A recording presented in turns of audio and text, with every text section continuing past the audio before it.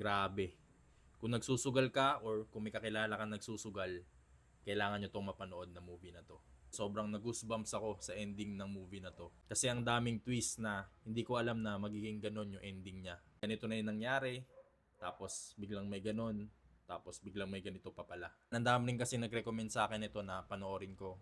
Kasi yung story nga is about gambling. Ang sabi din na based din to sa true story. At meron din senaryo doon na nangyari na totoo talaga nangyayari in real life.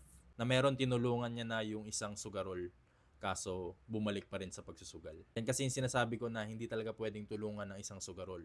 Kailangan siya talagang tumulong sa sarili niya. Nung una, naguguluhan pa ako tsaka hindi ko maintindihan masyado yung story.